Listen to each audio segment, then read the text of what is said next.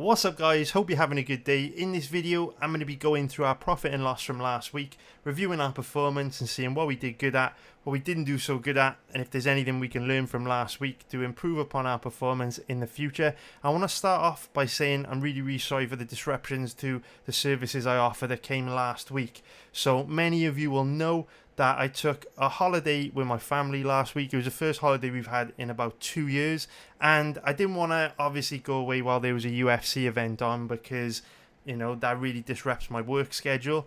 But as you guys know, UFC events only get announced like 2 to 3 months before they actually take place, so it can be quite difficult to book travel. And obviously when we booked the travel, there was no event last week, but obviously then the UFC slid one in, which is cool. Still managed to research all of the fights, still managed to post breakdown videos on my website for all of the fights, but obviously wasn't able to put a YouTube video out, and also the videos were uploaded to the website. The breakdown videos for each fight were uploaded to the website later than usual, and of course we weren't able to obviously live stream research for every fight like we usually like to. The reason why the breakdown videos weren't posted on the website until Friday night and well throughout Saturday was because we actually stayed in a very mountainous part of North Wales. So we stayed very close to this area, and if we go on to Google Images, you can see that it's just quite mountainous, and so the internet connection there was pretty bad. We actually had internet where we were staying, but the kind of the speed of the internet was basically too slow to upload anything, and it was actually quite difficult to even watch fight footage to research, you know, a few of the fights that I had to get through. Of course, as you guys will know, I did research the majority of the fights before I went and uploaded about 8 breakdown videos to the website before I went. But yeah, we were staying pretty close to this place called Lamberis, which is very mountainous.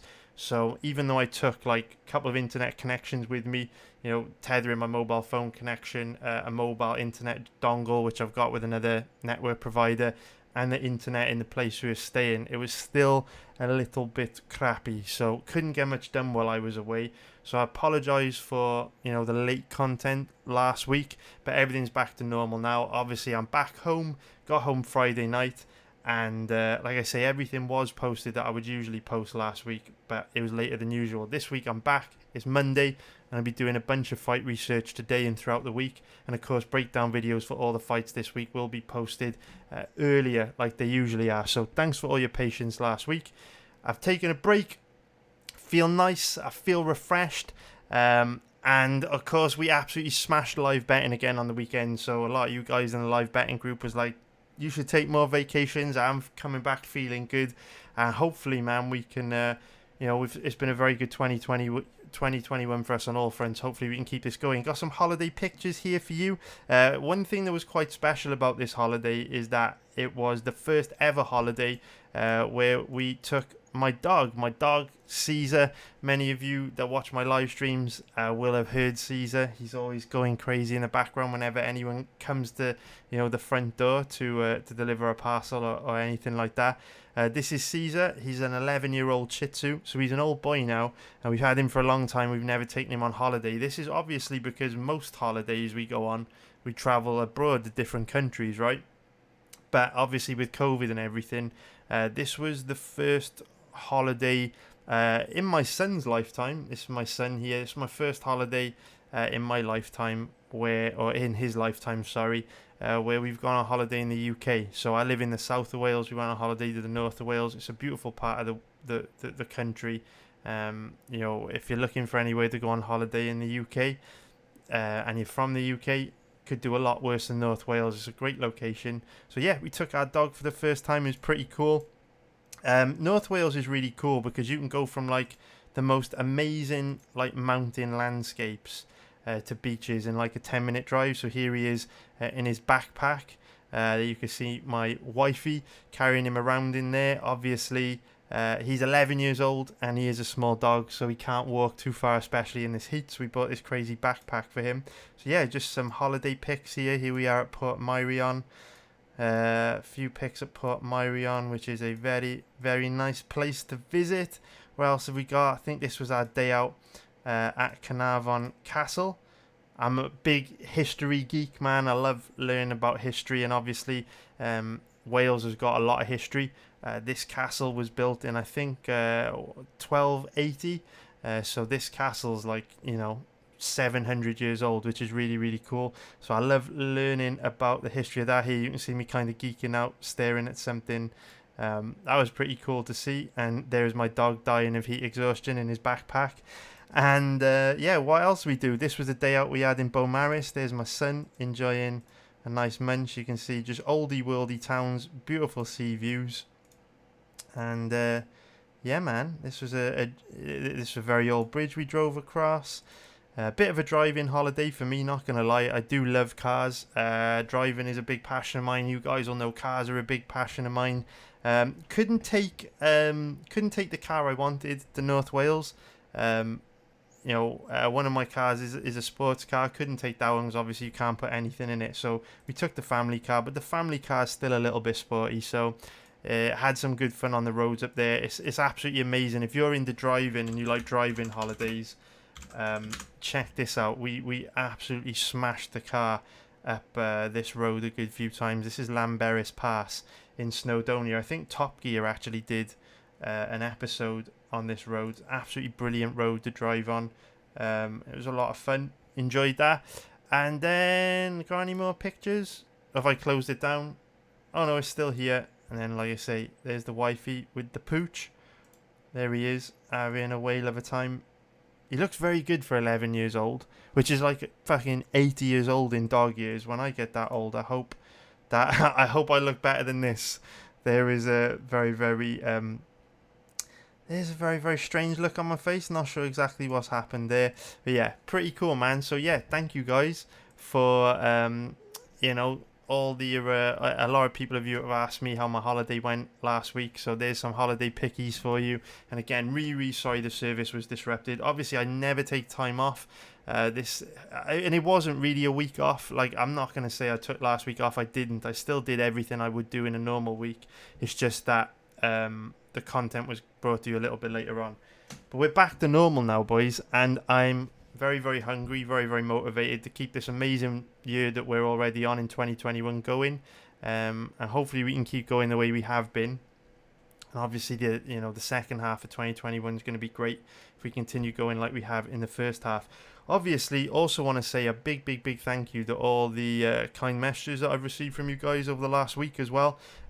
Whenever I put a bet out, or whenever I share a bet with people in a YouTube video and it loses, there's just an army of absolute pricks that come out of the woodwork to, basically make fun of me, to criticize me, to call me all kinds of shit.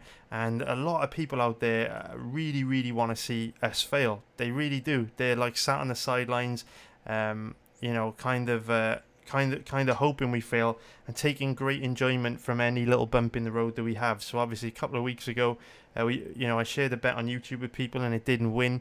And for the last week I've been taking loads of shit online. So whenever that happens, I know a lot of you go out of your way to say really nice things to me and give me a little bit of a boost.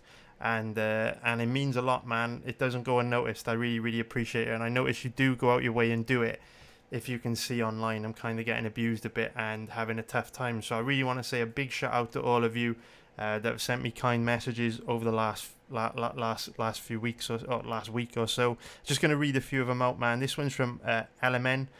Big shout out to you. LMN is from actually pretty close to where I live. LMN's also from South Wales, and he said, "You predicted July to be a huge month, and you've delivered, mate. You're changing my life, and I love you, man. Love you too, Alex, dude. Really appreciate the kind words, mate."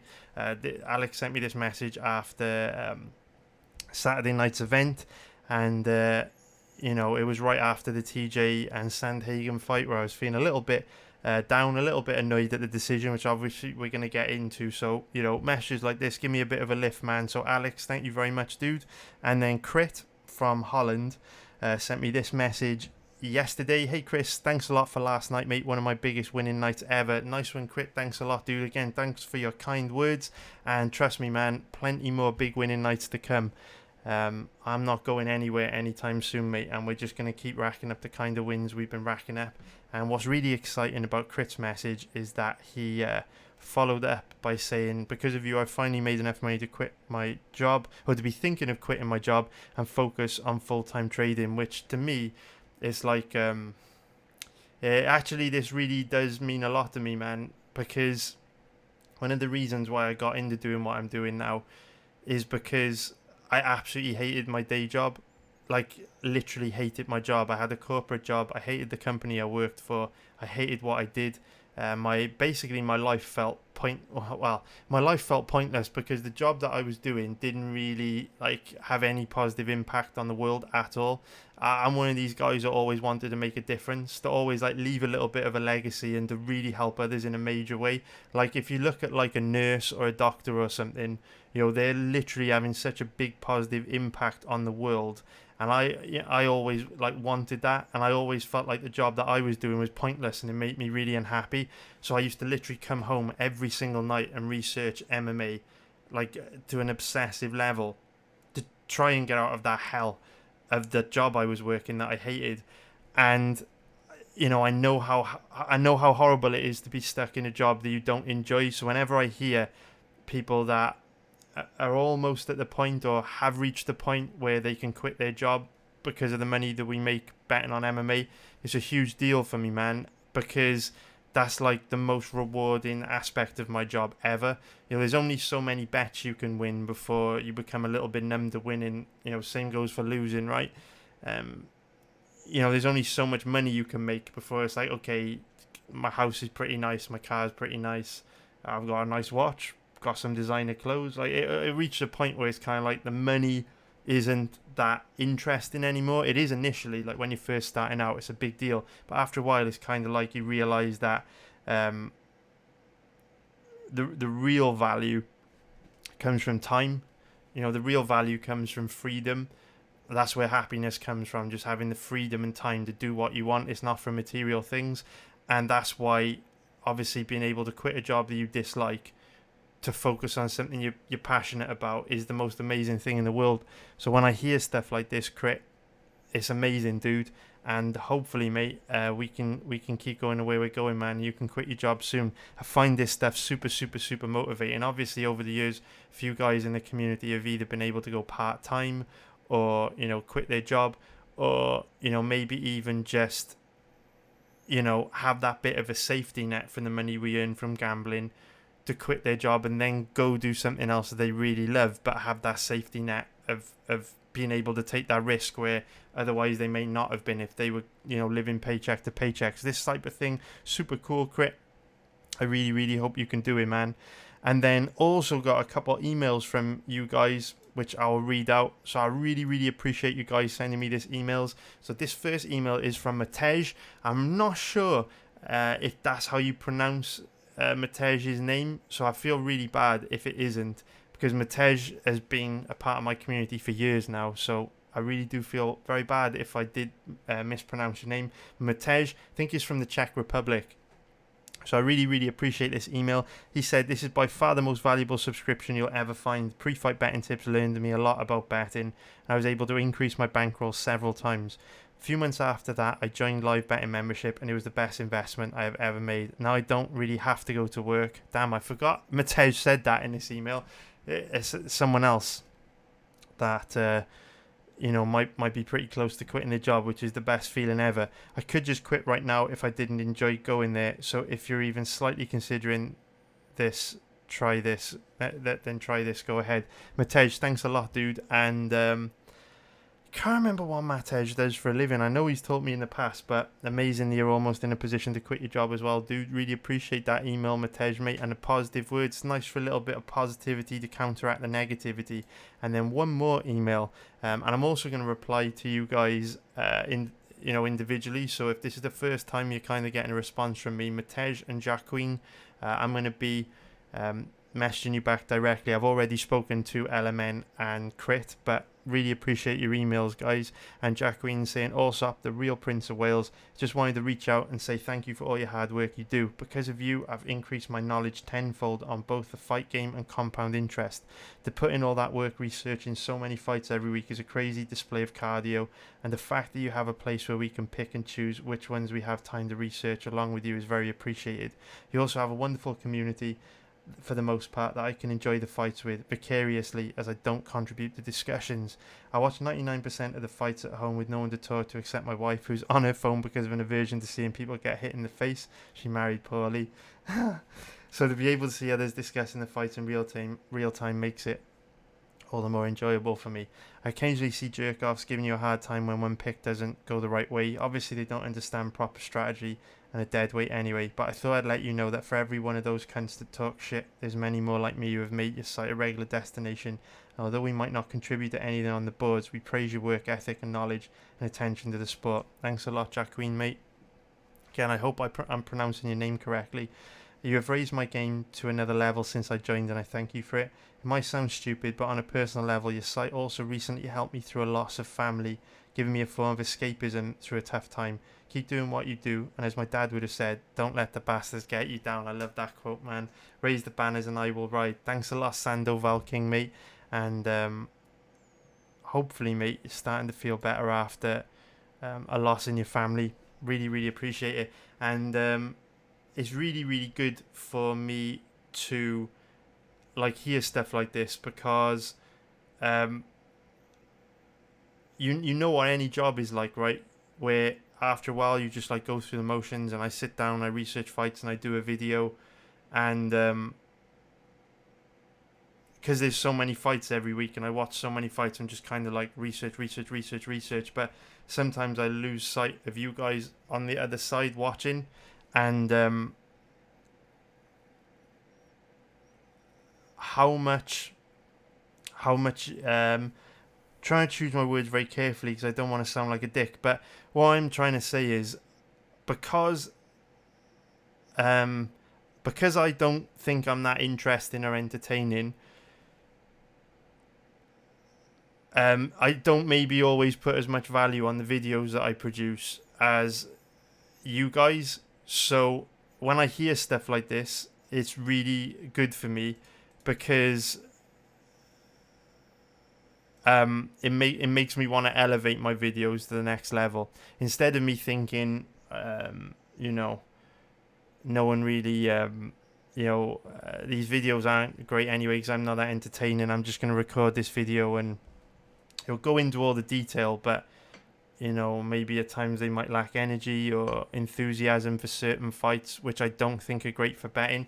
This kind of stuff makes me just want to give 1,000%, man, because it is hard for me to kind of see that people do find the videos and the content entertaining. So yeah, this is like a weight. It's always reassurance for me, but also like a kick up the ass that I need to keep giving 1,000%, man, to give you guys the best possible quality of content possible. So nice one, Jack Queen, mate. Really, really appreciate the kind words, and also shout out to Crit, LMN,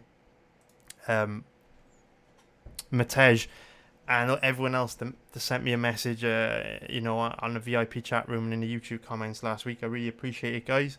So I think I've covered all that stuff, holidays and everything. Yeah, so everything's back to normal now. Obviously, this week we've got UFC Fight Night Hall versus Strickland, which is a massive card. There's 15 fights this week, so we got tons of work to do this week. As soon as this video is recorded, I'm going to go start some live streams and do some research. But yeah, let's talk about how we did last week. So I do obviously want to talk a lot about judging this week. So we obviously didn't have tons of pre-fight bets. And we did obviously bet the main event. So yeah, we'll leave that to last, just so that we can kind of end on a long discussion about judging, because I've got a lot to say, man. And I know I've said it a lot in the past, so for many of you it's going to be like listening to a broken record repeating itself, but I just want to keep talking about the state of MMA judging, because I feel like the more people that talk about it from a really constructive perspective where we only focus on facts instead of, you know, opinions which are not based on facts. You know, if we really talk about MMA judging in a way that's based on facts, and a lot of people do it, a lot of different media outlets, fighters, commentators, you know, figures in the sport, hopefully it'll drive change. So yeah, let's start off then with live betting, because that, and then we can get back to judging in a bit. So if we look at live betting has obviously been a massive month for us. We've done absolutely brilliantly this month on live betting. So again, this results page doesn't include, or the profitability charts on this results page don't include our profits for this month. We update the profit and loss charts at the end of every month to kind of cut down on workload. And Hiltsy, who's been a member of my community for a long time now, is in charge of like keeping these profitability charts and stuff up to date. So shout out to you, Hilts. But these charts won't get updated until the end of July. But I can show you obviously how we did last week. And last week we made a profit of 4.19 units on live in-play betting, which just keeps a really solid run going this month. We're now up over 10 units in live betting this month, and it's obviously been a massive month for us. We banked another 10 unit winning month, you know, just back in May. So, you know, over the last 3 months, we're up, you know, around 20 units, which is a huge return and kind of amazing when you consider how much of a minefield judging has been recently on these events in the UFC Apex Center. Of course, you know, for the longest time, judging at the Apex was very good, and the judging on Fight Island was really bad. And what's funny is someone in the in-play live betting group on the weekend said that they actually can't wait to go back to Fight Island because of how bad judging in Vegas has been recently. So luckily, we've been able to grind out big profits in live in-play betting, while dodging, you know, quite a lot of the bad decisions that have been dished out. Of course, we were the beneficiary of one of them on Saturday night, and you know, we have lost on a few over the last few months or so. So pretty cool that you know, we're still able to grind out really solid profits, even though it has been a bit of a minefield with the way fights are being scored at the moment. So of course, this profitability chart hasn't been updated to reflect July's profits. You can see it only goes up to June's profits, but obviously when the profitability chart does update, it will jump up to like here somewhere, which is really cool. It has been a massive month for us, and a big 2021. So thank you for all your support. Thank you to everyone in the live in-play betting group. And yeah, we're just going to keep it going. I'm sure we're going to have another good weekend this weekend. So what should we look at next? Let's actually go to prop bets. Let's take a look at props. So last weekend was a pretty good weekend for props. Again, these profitability charts won't be updated till the end of July. They only go up to June. But it was a very good night for us on props. We had Sahara Eubanks to win by knockout or TKO. Cheeky little winner there. Andre Ewell to win by decision. That missed wide. Randy Costa to win by knockout or TKO. That missed wide. Jordan Williams to win by decision. Missed wide. Nazardine Imavov to miss by decision. Missed wide. Brendan Allen to win by decision. Cheeky little winner there. And Miranda Maverick to win by knockout or TKO. Missed wide. But then we hit a nice big winner on Darren Elkins to win by knockout or TKO. So overall, that was a 1, 2, 3, 4, 5. So we made 12 units of profit on prop bets last weekend, which was pretty amazing. It was a really good winning night for us. Obviously, you see loads of crazy bets here. You see a lot of bets that missed wide. You see that the majority of bets lost. But if you have just if you come on the site and have a little bit of a read of this, my approach to prop bets is very different to my approach to other kind of bets. With my other kind of bets, we're often looking to bet the most likely outcome, or bets with a really good risk to reward ratio with not a lot of risk, you know, relative to that amount of reward we've got. With prop bets, I like to kind of bet on the chaos of MMA, where we're not necessarily betting on the most likely outcome, but we are betting on things that have a pretty good chance of winning. You know, where we kind of bet on crazy stuff like Miranda Maverick to win by knockout or TKO at 12.0. You don't have to win many bets like that to be profitable. And of course, this win this win on Darren Elkins win by knockout or TKO odds at 10.0 plus 900 show that, even though the majority of bets, lost on this card, that huge winner more than makes up for it. So that's kind of like my philosophy for props. So 12 units of profit on props last weekend, which I'm sure is going to contribute to this profitability chart looking pretty nice by the time it gets updated for July. Now let's take a look at the lab bets, and then we can segue nicely into what I want to say about judging. So we didn't have any over-under bets for this card. There were none that I really liked. I was very tempted by the Randy Costa Adrian Yanez fight to end inside the distance. I think the odds are about 1.50 minus 200 for most of last week. I know I spoke about that in the breakdown video that I posted to the site. Didn't end up taking it just because I was worried how Randy Costa would look, what he may do differently since moving his camp to Sanford MMA, and he did look a lot different actually than he had in the past. Even though he lost, I thought it was Randy Costa's best performance of his career, but we didn't have any over-unders, so passed on that one. But we are up on over-unders obviously in July. This profitability chart hasn't been updated yet, and yeah man, hopefully we can dig up some over-unders for this week's event. But over-unders obviously doing absolutely great at the moment. This is such an amazing profitability chart, and these are a big cash cow for us. These are one of the most profitable bets on the site at the moment. So then the area that we had the most action this week, probably the even money bets. If you guys don't know, even money bets are basically bets where I pick a winner in every single fight where the odds range from 1.65 to 2.30. We call it that even money odds range, with the theory being that no matter what mathematical edge the bookies may have in this odds range, our knowledge of the sport, fight research, and ability to gamble effectively will outperform the bookies on bets in this odds range, because bets in this odds range are getting very close to a 1-to-1 ratio in terms of for every one you risk, you're getting roughly one back.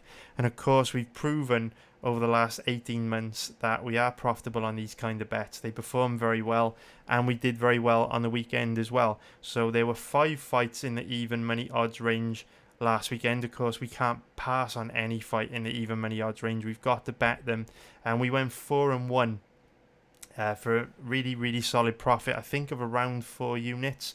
So really good return last weekend. We went for Hannah Goldie, who obviously got dominated by Diana Belbita, but Belbita showed up and looked a lot better than she ever had done before. Certainly wouldn't have picked Goldie there had I known Belbita was going to show up and perform like that. We then went for, let's circle back to Barber. We then went for Darren Elkins to beat Derek Minner. He came through for us in a big way. Brendan Allen to beat Punahele Soriano. He came through for us in a big way.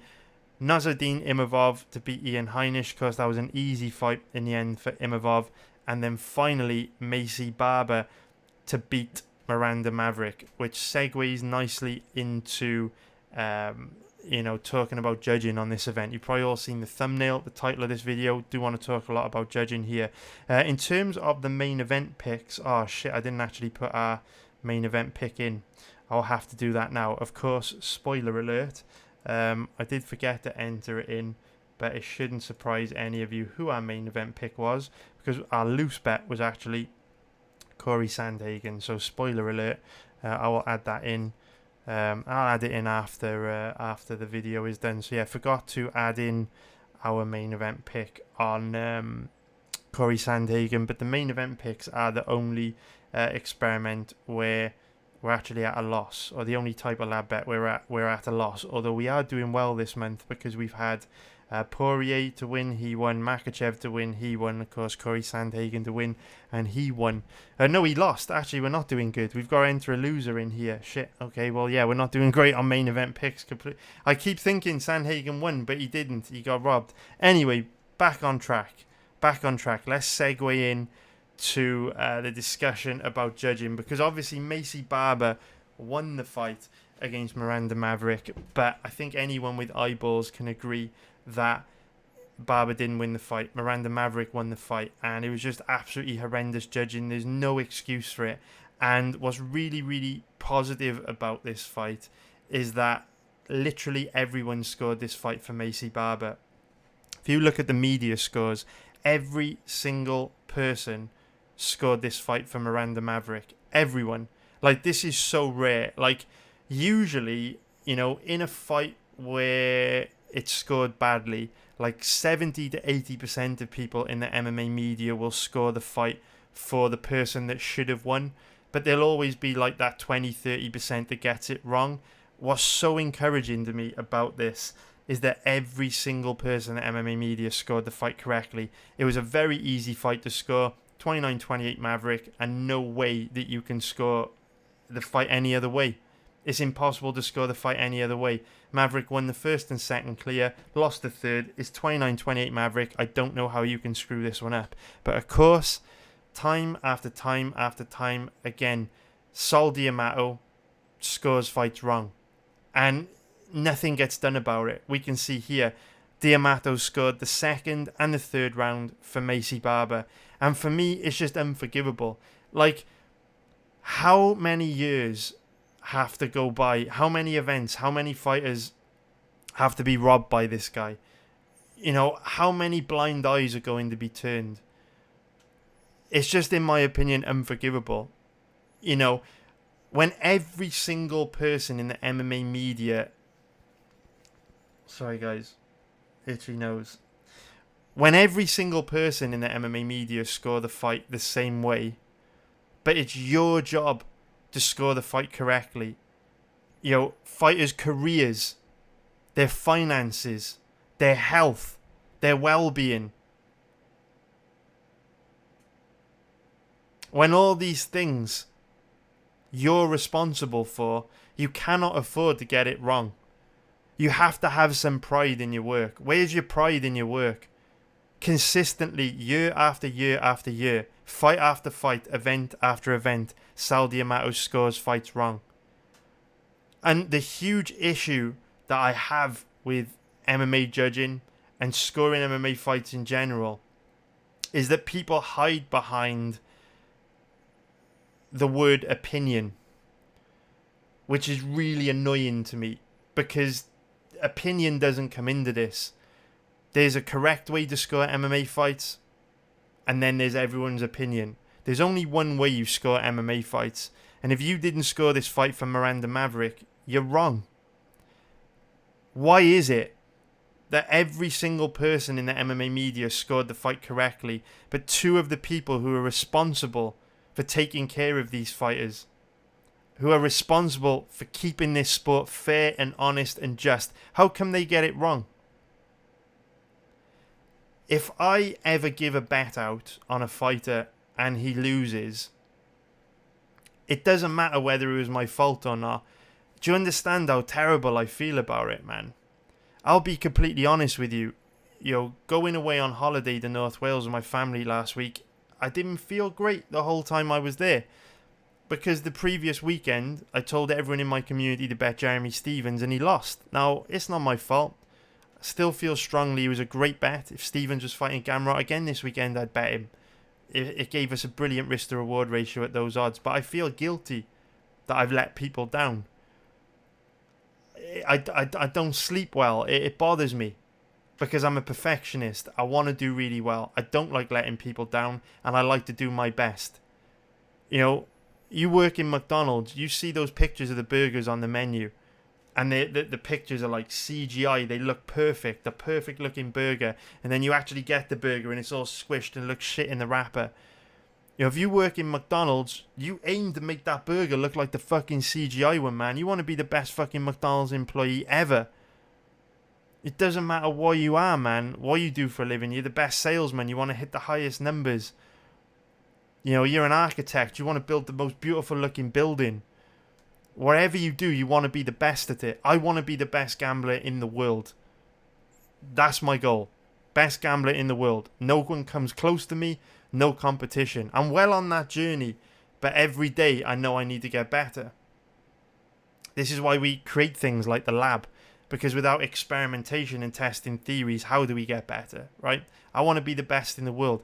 No matter what you do in life, you should be aiming to be the best in the world at it.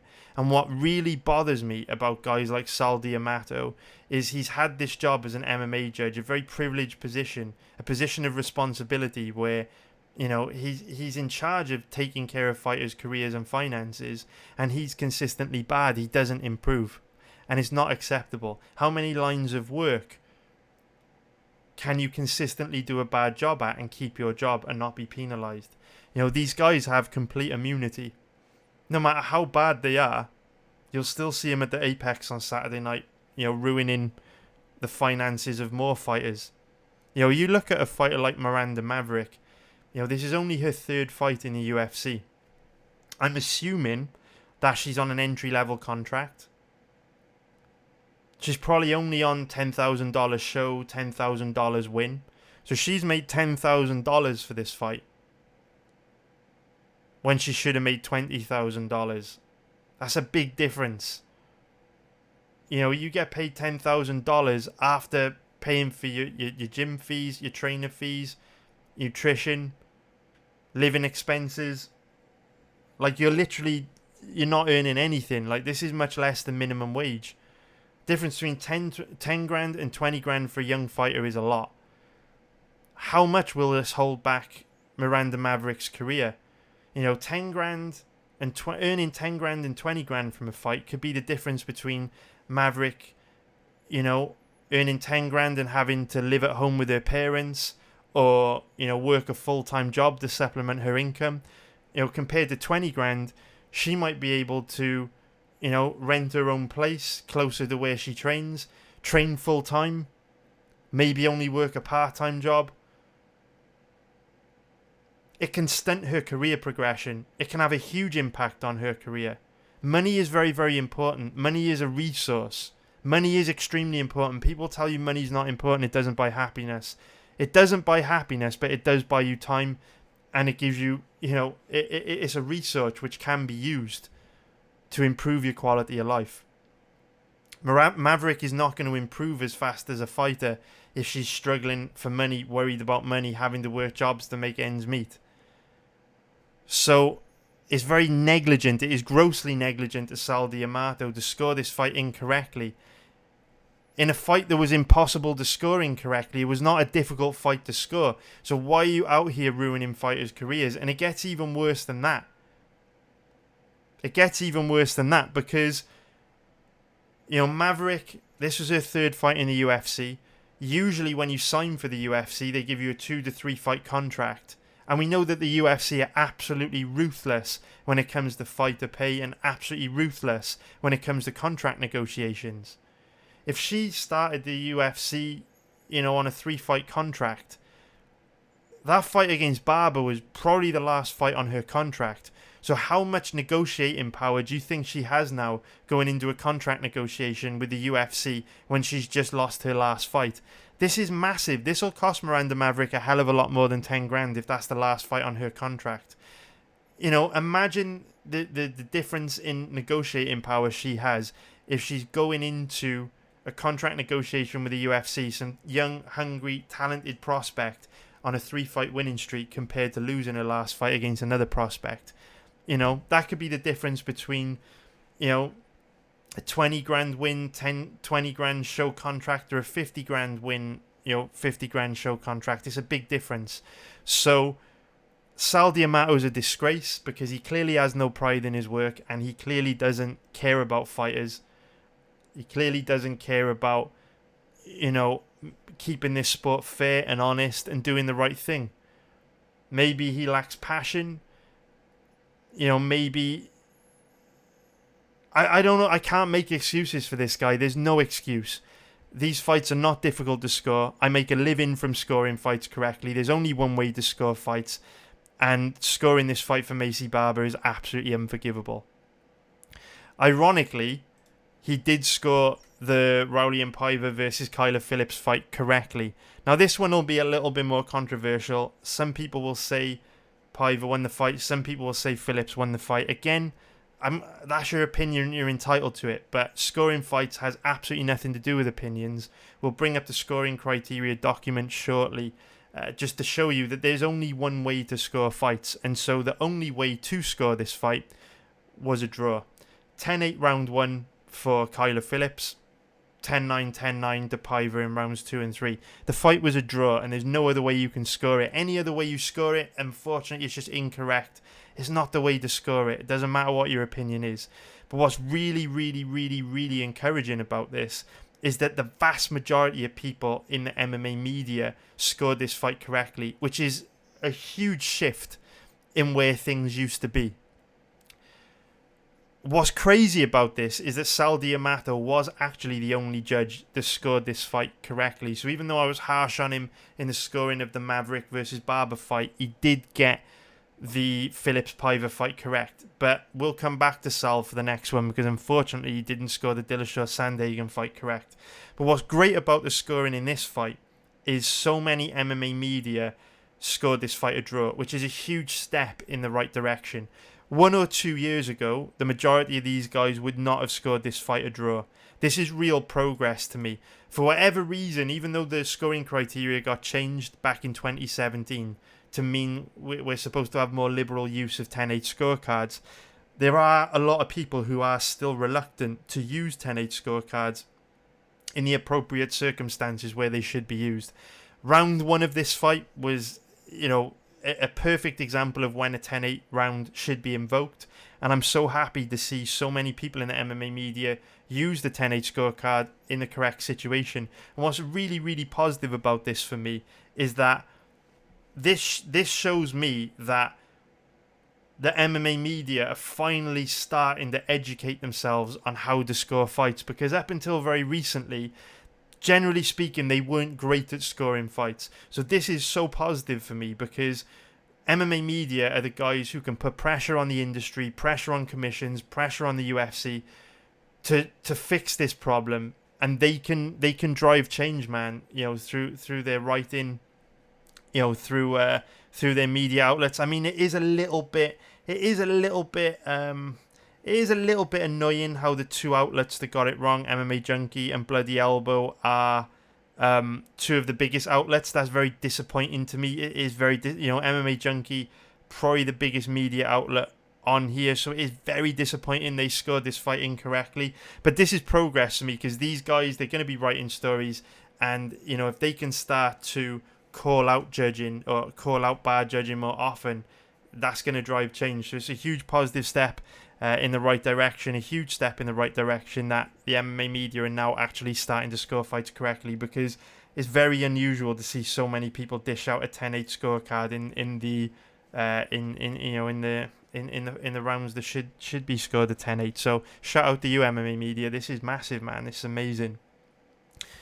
That brings us nicely onto the main event between Sandhagen and Dillashaw, which I'm still a little bit annoyed at. But whereas the Maverick versus Barber fight and the Piver and Phillips fight were so obvious in the ways that they should be scored, there's not really too much of a discussion there.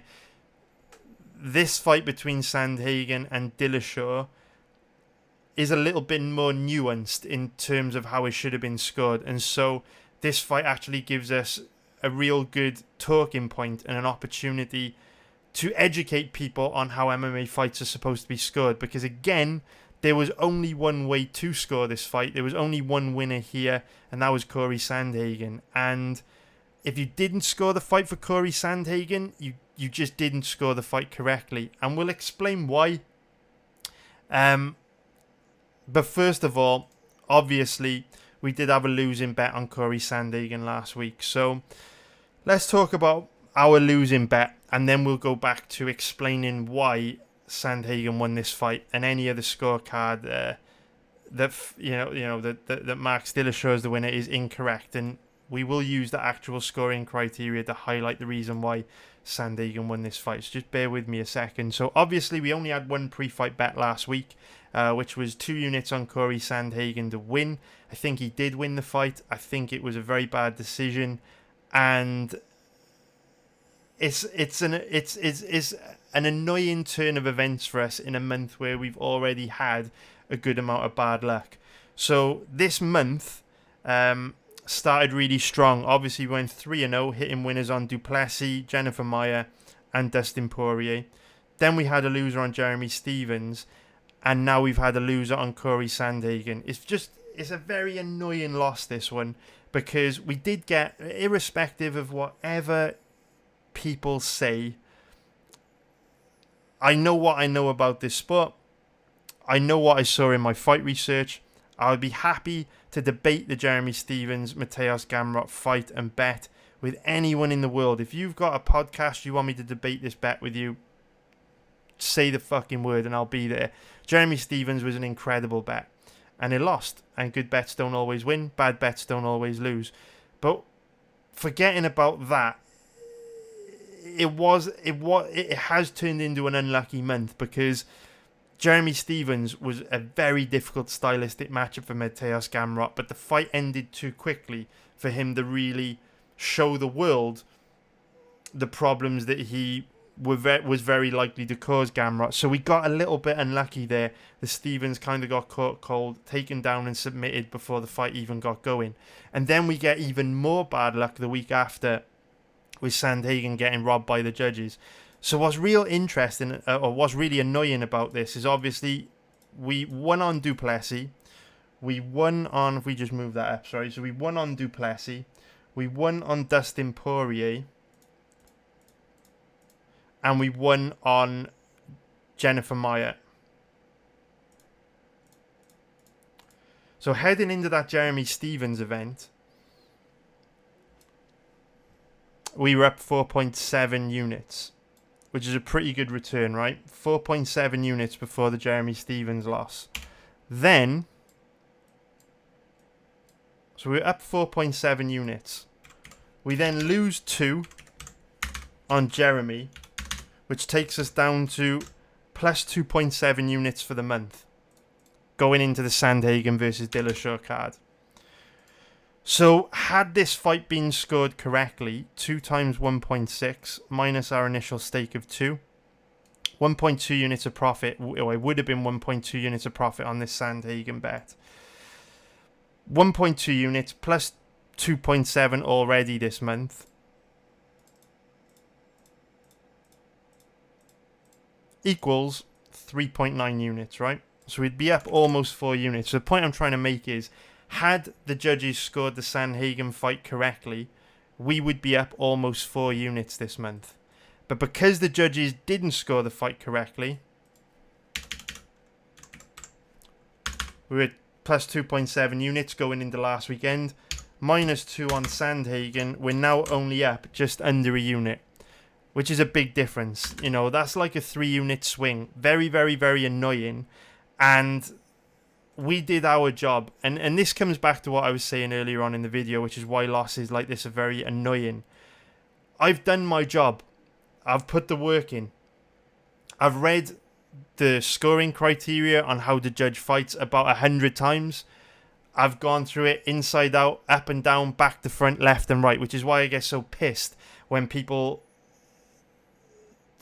I disagree with how you scored that fight. I don't give a fuck if you disagreed how I scored the fight. There's only one way to score fights.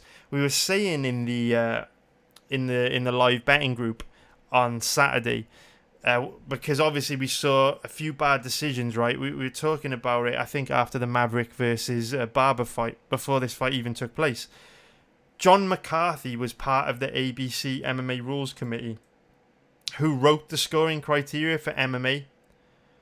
And on Bellator broadcasts, John McCarthy shares how he is scoring fights in between rounds. I score rounds the same as John McCarthy 95% of the time. Like, in my live betting group, I'll say, I've got that round for this dude. Bang, John McCarthy's scorecard goes up by fucking magic. It's exactly the same. Point I'm trying to make is, the reason why I score fights the same as John McCarthy pretty much every single fucking time is because we're both working from the same criteria. There is only one way to score fights. I always hear people say, oh, it was a close fight, it could have gone either way, or, oh, in my opinion, this dude won the fight for control. And I'm like, oh my God, like, it's one thing to have the wrong opinion. It is one thing to just be wrong. It's another thing to double down. If you share your opinion and someone says that's wrong because of this thing that I can show you in black and white, if you double down and stick to your opinion, you're a fucking dumbass and you're not learning. You're exactly like Sal D'Amato, who has been scoring fights for 10 years the wrong way, and he's too stubborn to change. Don't be that guy, man. Don't be fucking that guy. Life is all about evolving, learning from mistakes, and just being the absolute fucking best that you can be. Be the fucking best scorer of MMA fights you can be. And all you need to do is read an idea on how to score fights. I'll leave a link to it in the description below. Read this document. Okay? Too many people say stupid shit like, in my opinion, this guy won the fight because he was more aggressive. He controlled the octagon. He had more control. And it's like, my friend, I will get into the actual wording in a bit, but read the fucking wording. It doesn't matter. Octagon control, cage, ring control don't mean a fucking thing if your dude gets the fucking brakes beat off him. If he's getting lit up in striking, it don't fucking matter whether your dude lays on him for the final minute of a round. It don't fucking matter if he fucking hugs him against the cage for 2 minutes of the round. It don't mean dick. Seriously. We need to talk about these things, because people that go out there and say that bad scorecard was acceptable because it was a close fight, or that bad scorecard was acceptable because, in my opinion, people like this give guys like Sal D'Amato that hurt the sport, rob fighters of money, derail careers, they give him an out. Don't give this fucking guy an out. Don't be that guy that goes in the YouTube comments or goes on Twitter and says, I think TJ Dillashaw won this fight because of octagon control, when octagon control doesn't mean anything anymore, and it hasn't since 2017. Don't be that guy. If you love the UFC, if you love the sport, and if you love fighters, don't be that guy. Click the link in the description, read the fucking scoring criteria, educate yourself, and do better. Don't be Sal D'Amato. Don't be a fucking dinosaur that won't learn, evolve, and do better. Be the best you can fucking be. There's no excuse for scoring this fight for TJ Dillashaw. He didn't win the fucking fight. And we'll go through the scoring criteria to explain why. But I get annoyed, man. I get annoyed. I don't get as annoyed for guys like Corey Sandhagen. Look, Sandhagen, he's going to be just fine. He's already on a reasonably good contract. This probably cost him a good chunk of change, right? A good amount of money. It's derailed his career a bit for sure. But Sandhagen's young enough to get his career back on track, and he will be a UFC champion one day. I've got no doubt about it. Guys like Roque Martinez, I get fucking vexed over. Guys like Roque Martinez. Let's talk about Roque Martinez. This had nothing to do with Sal D'Amato, but let's talk about Roque Martinez. Right? Let's talk about Roque Martinez. This is where my blood will really start to fucking boil. Don't get me fucking started.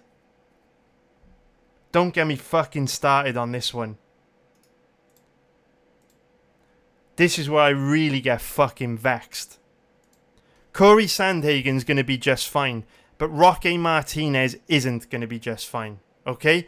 So Roque Martinez went into his fight against Josh Parisian on a 2-fight losing streak. We know that if you lose 3 fights in a row, it's very hard to keep your job in the UFC. Usually they terminate your contract.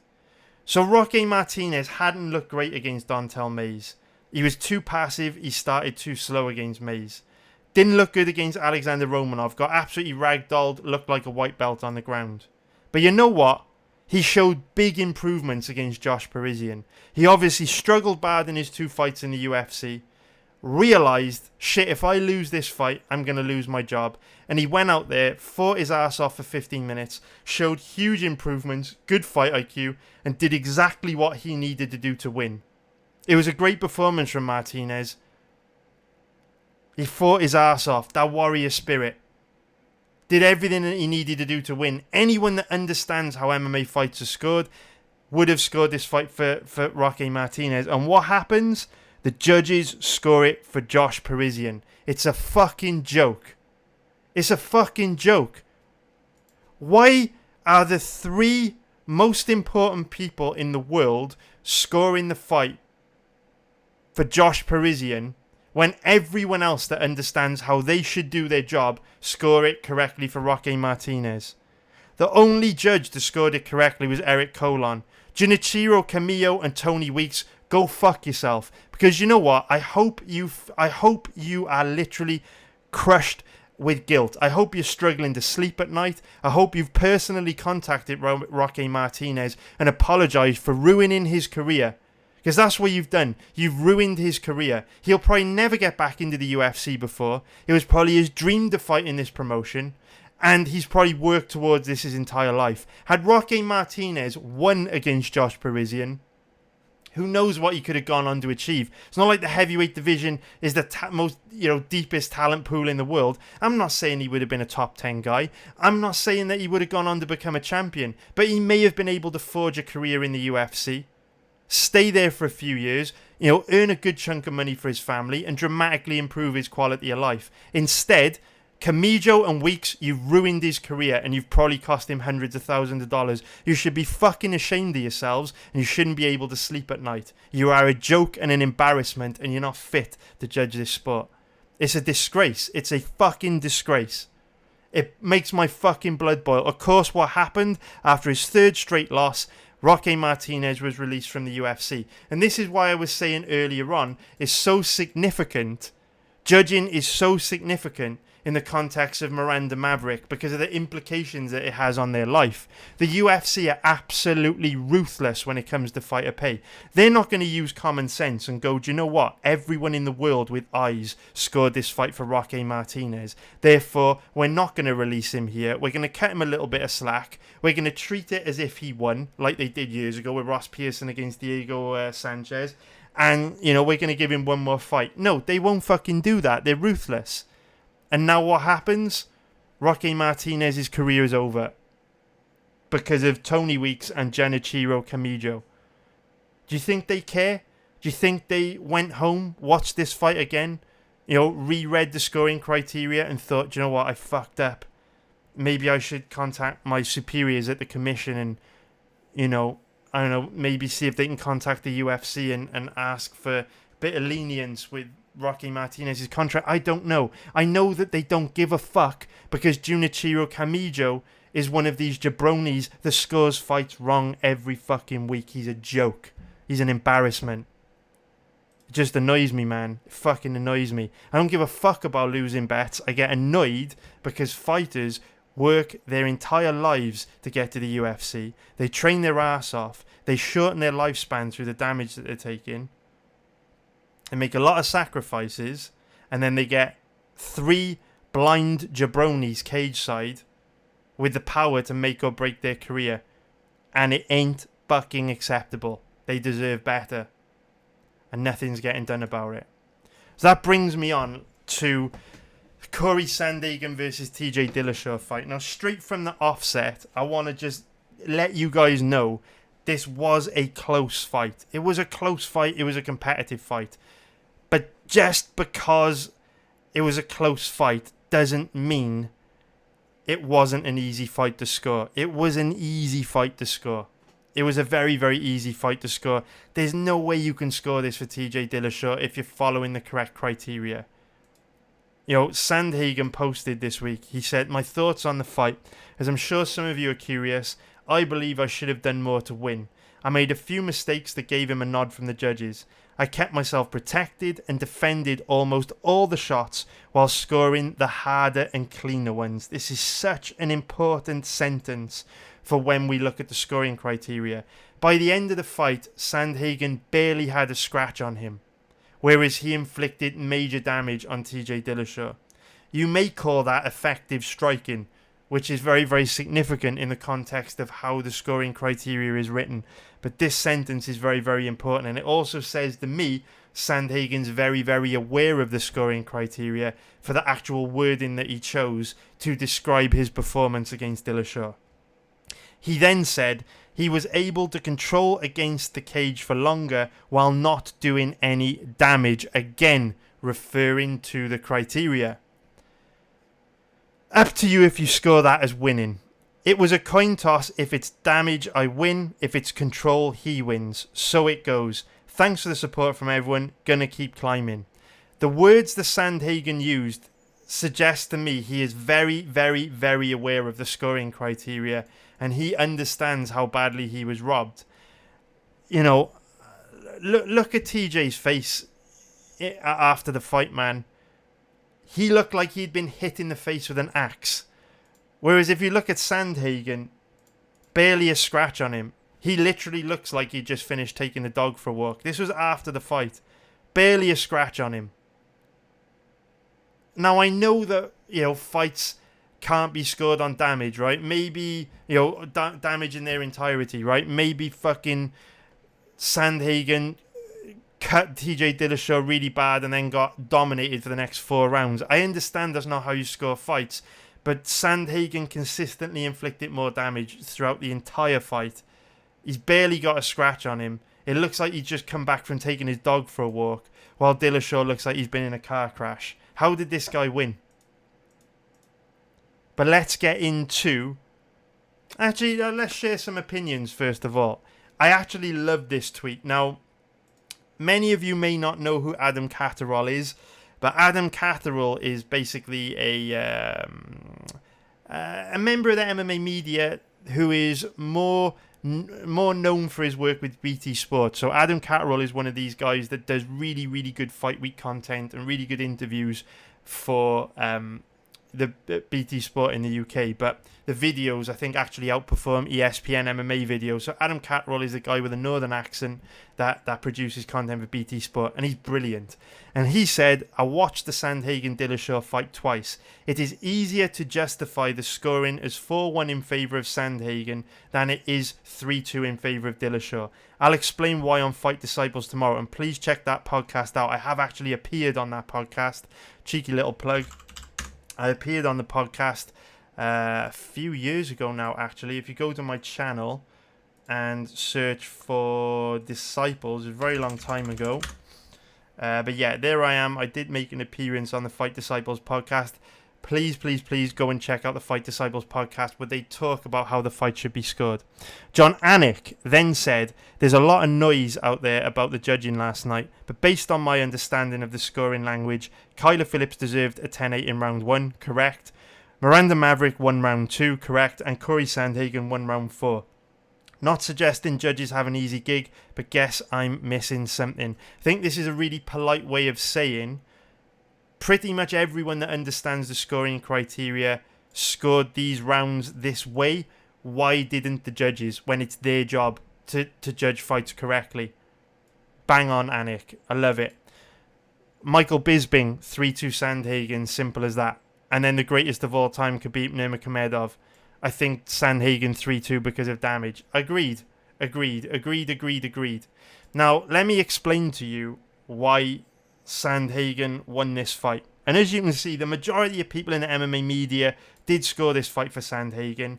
I do think these guys need to brush up on the scoring criteria, particularly Tim Burke at Bloody Elbow, because I noticed he didn't give Kyler Phillips a 10-8 round 1. So these guys really need to brush up on the scoring. The way I scored the fight was... Actually, let's go through the scoring criteria first, and then I'll give you how I scored the fight, which will make sense because I'm working from this scoring criteria. So I've really got to start out by saying that there is no such thing as opinions when it comes to scoring MMA fights. There's a correct way to do it and an incorrect way to do it. If we want to, compare this to math, right? Say, for example, I ask you, what 2 + 2 is. And you've got, a different understanding or interpretation of math. You've got your own opinion on how math should be calculated. So when I ask you what 2 + 2 is, you tell me a 7.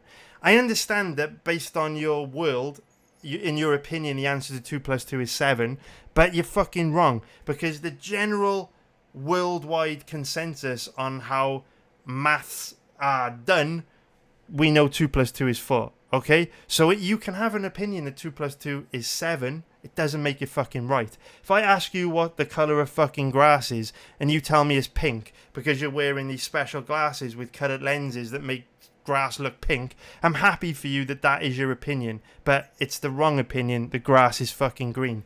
That's how we need to approach scoring MMA fights. There is a right way to do it and a wrong way to do it. I know there will be people in the YouTube comments that will go, in my opinion, TJ Dillashaw won the fight because he controlled Sandhagen against the cage. Da, da, da. I'm so happy you've got that opinion, but it's the wrong opinion.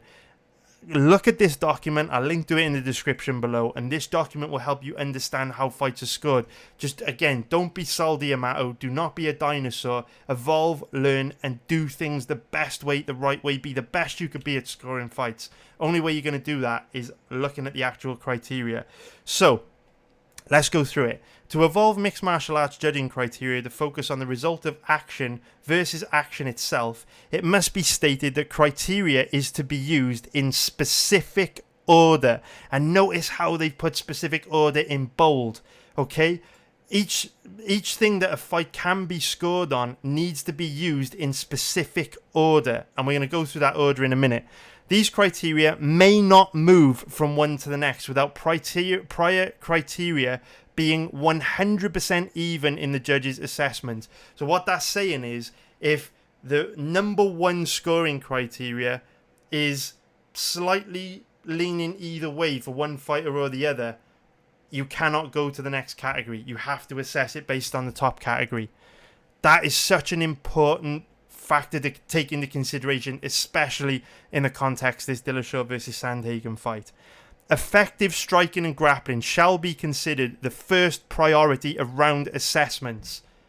Effective aggressiveness is a plan B and should not be considered unless the judge does not see any damage in the effective striking and grappling realm. This means you never consider aggressiveness unless you cannot see any difference between the striking and grappling of the two fighters. We move on. The third criteria. Cage ring control should only be needed when all other criteria are 100% even for both competitors. This will be an extremely rare occurrence. An extremely rare occurrence. So,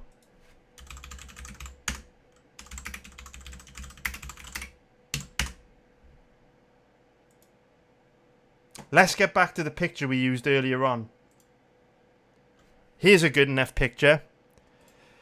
What the actual scoring criteria tells us is that the first and probably only thing you should be considering is effective striking and grappling. Okay? Who was the more effective striker? Who was the more effective grappler, right? Who was more effective? We only go to cage and ring control if striking and grappling is equal. Does this look like striking was equal to you?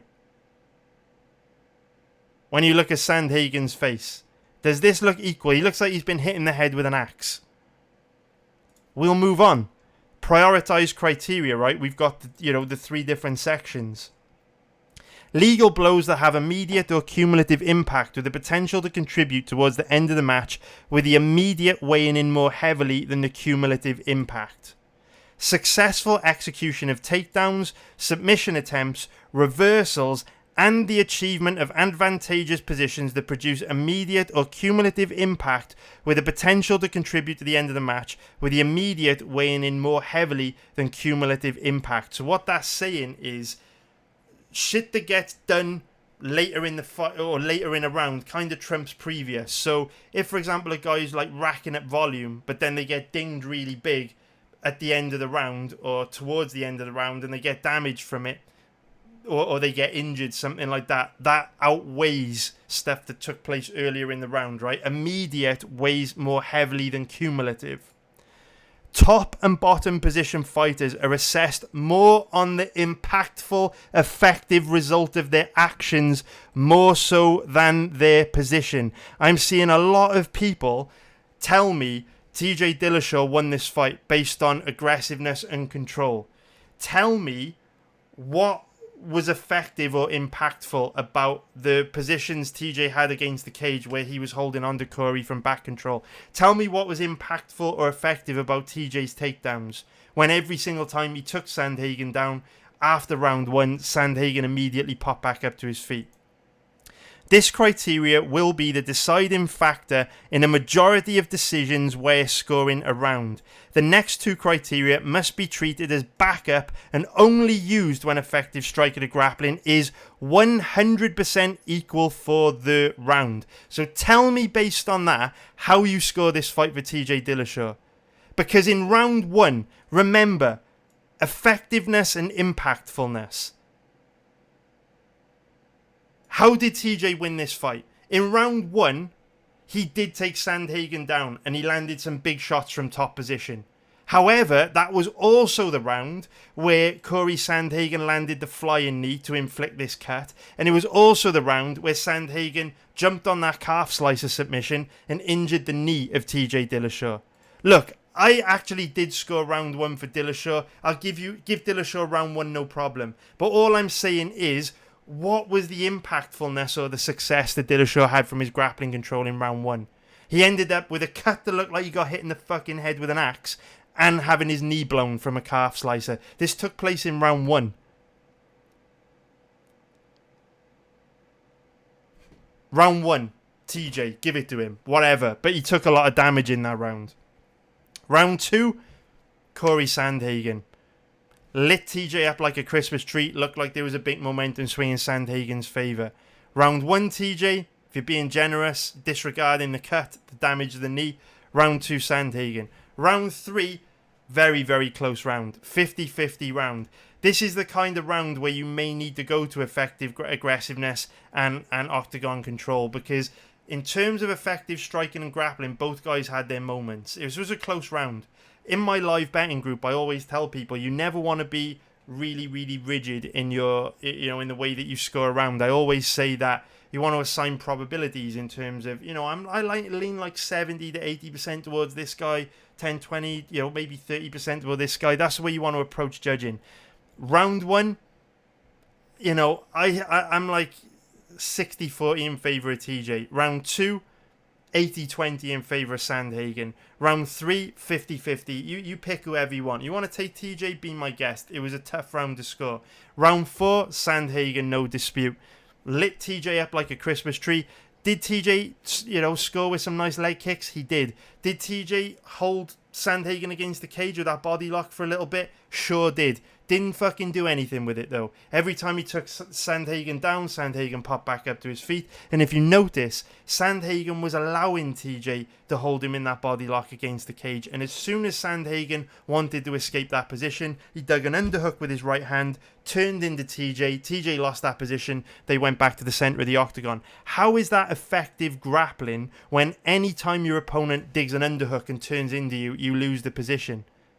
Effective grappling would be preventing them from breaking the grip or hitting a takedown, when they turned into you off the body lock that you still had. Not giving up the body lock completely and then going back to kickboxing range where Sandhagen wanted to be. Round four, Sandhagen all day. Round five, exactly the same story. But round five was even more decisive for Sandhagen because I think that TJ sensed that it was a very close fight and he needed to win round five. So if you go back and watch round five, TJ stopped throwing leg kicks, which were very, very effective for him up until that point. And he started trying to spam takedowns to try and steal the round with a takedown. And he started loading up more on his punches to try and land something big. He didn't achieve anything with his takedowns, didn't achieve anything by loading up on his power strikes. So again, round five, Sandhagen just chipped away at him, landed the cleaner, harder, more damaging strikes, and won the fifth round. TJ won the first round if you're being super generous and you don't score the cut and the damage of the knee for Sandhagen. 50-50 round three, go whichever way you want. Rounds 2, 4, and 5, Sandhagen all day, no dispute if you're using the scoring criteria. So It was a bad decision. It was a really, really bad decision. It's very encouraging to see the vast majority of people score the fight for Sandhagen, and obviously very encouraging to see pretty much every MMA fighter score the fight for Sandhagen. It's just very annoying. We got unlucky with this one, and look, take nothing away from TJ. I don't want this to be, I don't want this to be a negative on TJ. He literally, in my opinion, put in the best performance of his career. So we got unlucky with this bet twofold. First of all, we got unlucky because of the judging, which we've already discussed.